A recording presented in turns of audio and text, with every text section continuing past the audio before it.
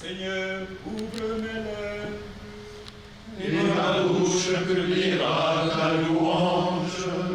Gloire au Père et au Fils et au Saint-Esprit. C'est une tradition pour le presbytérium du diocèse de Saint-Hyacinthe de se réunir à l'automne. Et bien sûr, à cause de la pandémie l'an dernier, nous n'avons pas pu se rassembler comme d'habitude.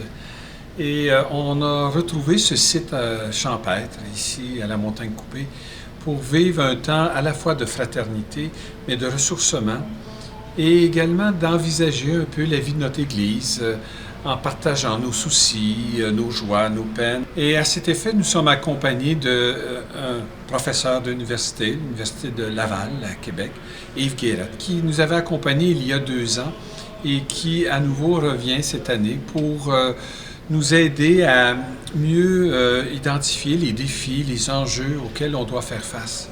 C'est véritablement une expérience saisissante, à un certain point même bouleversante, parce qu'on a le privilège, moi j'ai le privilège d'être en contact avec l'ensemble d'un presbytérium diocésain qui a choisi depuis plus de 35 ans de se donner un temps d'arrêt au cours de l'année pour revivre un temps annuel de communion, de fraternité, mais aussi d'écoute ensemble, d'une parole qui se construit, d'une parole qui transforme les cœurs. Et ces temps sont essentiels pour non seulement se mettre à jour ensemble, mais vivre une expérience entre eux qui, inévitablement, a des retentissements sur toute la vie diocésaine. Il nous a fait, oui, il est notre Dieu. Nous sommes le peuple que... Cette année, on travaille particulièrement, évidemment, dans ce que l'Église traverse, toute la question de la synodalité. On s'y prépare le cœur, on y entre dans une intelligence qui s'ouvre à la beauté, à la grandeur de ce que François propose pour l'Église universelle. On parle de conversion missionnaire et on est en train de nommer que la transformation de l'Église ne passe pas par des décrets, ne passe pas par des orientations. La transformation de l'Église, elle passe par l'accueil de l'Esprit Saint, la méditation des Écritures, la découverte du visage du Père, qui transforme de l'intérieur les personnes et qui modifie notre manière d'être, d'agir, de parler, de concevoir notre rapport au monde, évidemment. Et tout ça, c'est à l'initiative de Dieu.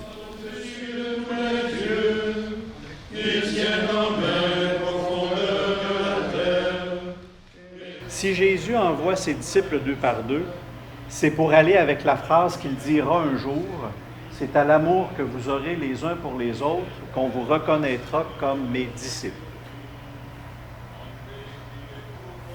Ça veut dire qu'en les envoyant 2 par 2, il y a quelque chose du témoignage qui va aller au-delà de la parole. Je vais revenir à ça, mais avant ça, je vais faire un petit détour sur 2 pièges qu'il y a quand on parle de la mission, quand on parle de l'annonce de la parole. Un des premiers pièges, c'est de croire que je vais annoncer une idée. L'autre piège, c'est de croire que le missionnaire peut rester à l'extérieur du message qu'il annonce.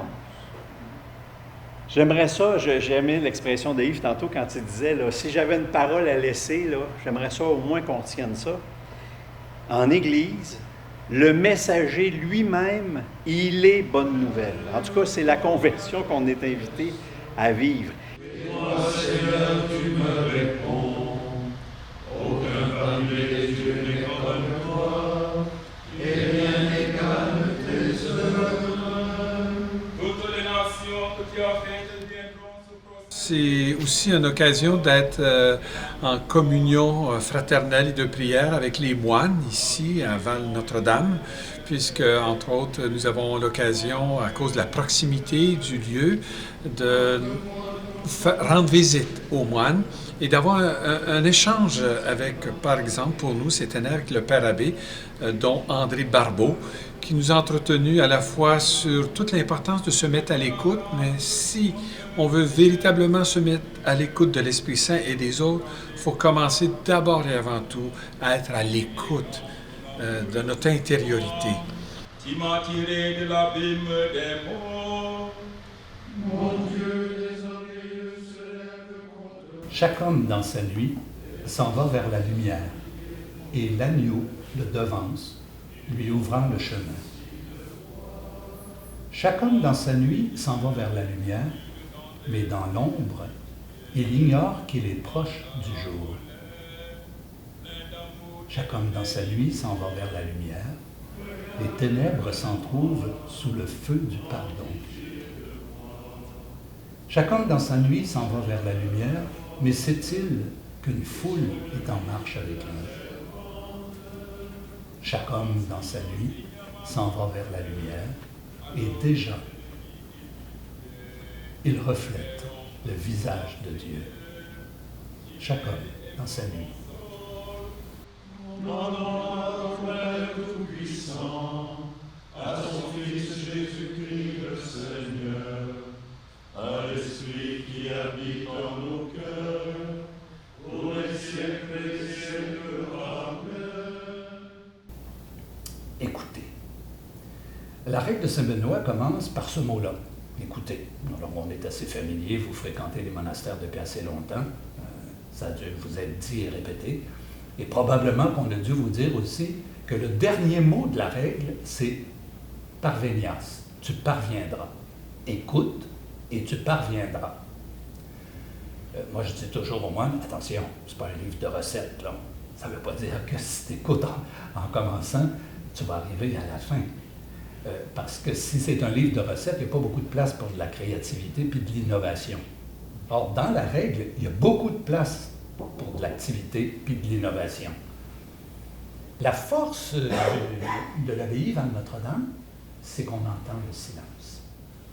C'est une vraie discipline. Hein? C'est une véritable ascèse d'arriver à faire silence.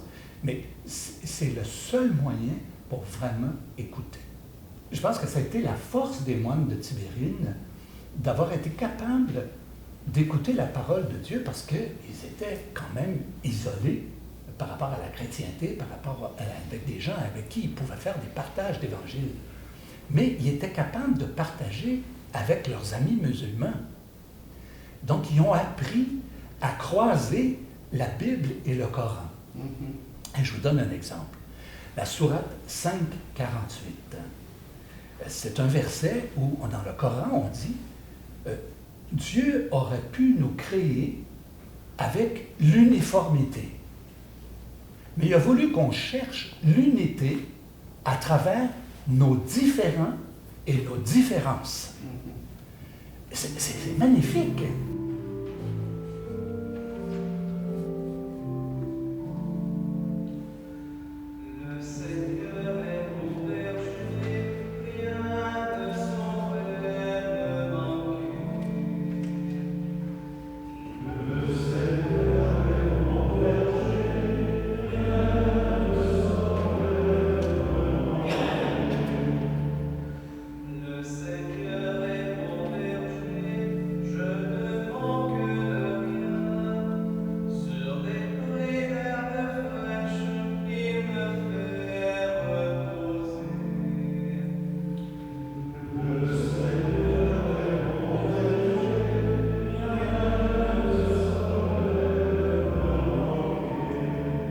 Je pense que ça a été une belle rencontre qui a permis justement d'aller plus loin dans notre approfondissement, entre autres des trois grands mots-clés de la démarche synodale, qui est la communion, la participation et la mission.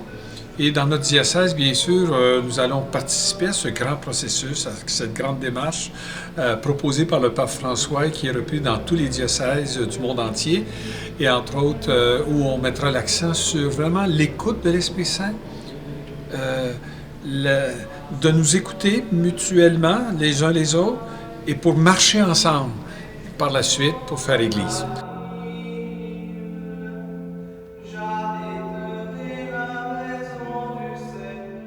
C'est une grande joie d'abord de rencontrer beaucoup de prêtres du même diocèse avec qui nous travaillons et d'échanger, surtout d'échanger. Ça fait vraiment beaucoup d'expérience à entendre et puis à recueillir un peu les échanges avec eux et avoir certaines idées, certaines positions par rapport à toutes les questions que nous pouvons nous poser sur la vie pastorale, sur notre expérience de missionnaire et tout ça. Là. On acquiert de l'expérience dans l'échange que nous avons avec eux. Moi, ça fait déjà près de 35 ans qu'on se rencontre comme ça annuellement. Même un temps, on avait 2 rencontres parce qu'il y avait beaucoup de prêtres. Et pour moi, c'est une belle occasion d'abord de se rencontrer. D'entendre aussi ce qui se passe dans l'une ou l'autre paroisse, une autre région de notre diocèse. Au fond, c'est un beau temps d'écoute de l'Esprit Saint.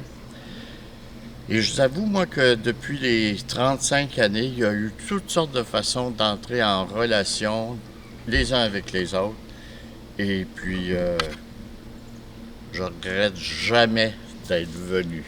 Cette rencontre a été plus spéciale, puisque c'est après 2 ans de pandémie, là, on ne se rencontrait pas, il fallait qu'on sorte de notre coquille de solitude. Non? Et ça m'a beaucoup édifié, rencontrer d'autres prêtres, échanger les expériences qu'on a eues pendant la pandémie. Et j'ai été encouragé aussi parce que je dirais qu'ils m'ont transmis une énergie positive. Ça m'a encouragé je me suis senti ensemble dans une famille. Le Seigneur soit avec votre esprit.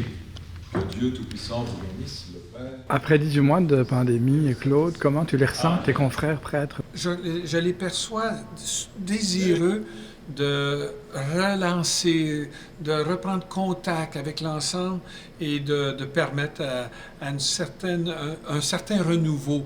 Parce que la crise nous a donné des précieux enseignements. Entre autres, comment faire preuve d'ingéniosité pour être en contact avec nos gens. Et je pense qu'on ne pourra plus agir de la même façon, imaginer même nos démarches comme on pouvait le faire avant la pandémie. Béni soit le Seigneur, le Dieu d'Israël, qui visite et rachète son peuple. Il a fait séjourner la force qui nous sauve, dans la maison de David, son serviteur. Comme il avait dit par la bouche des saints, par ses prophètes depuis les temps anciens. Salut qui nous arrache à l'ennemi, à la main de tous nos oppresseurs. Amour qui monte vers nos pères, mémoire de son alliance sainte. C'est manger à notre Père Abraham, de nous rendre sans crainte. Afin que délivrés de la main des ennemis, nous le servions dans la justice et la sainteté, en sa présence tout au long de nos jours. Et toi, petit enfant, tu seras appelé prophète du Très-Haut. Tu marcheras devant à la face du Seigneur et tu prépareras ses chemins. Pour donner à son peuple de connaître le salut par la rémission de ses péchés. Grâce à la tendresse, à l'amour de notre Dieu, quand nous visite grâce d'en haut. Pour éliminer ceux qui habitent les ténèbres et l'ombre de la mort, pour conduire nos pas au chemin de la paix. Au Père, au Fils et au Saint-Esprit, pour les siècles des siècles. Amen. Bénissez le Seigneur, Il se souvient de son amour en faveur de son peuple. bénissons le Christ qui aime l'Église et s'est livré pour elle. Regarde ton peuple, Seigneur. Béni sois-tu, pasteur de nos églises, pour la vie que tu lui donnes. Que cette grâce soit notre joie. Regarde ton peuple, Seigneur. Béni sois-tu, gardien du troupeau, garde tes disciples dans la fidélité.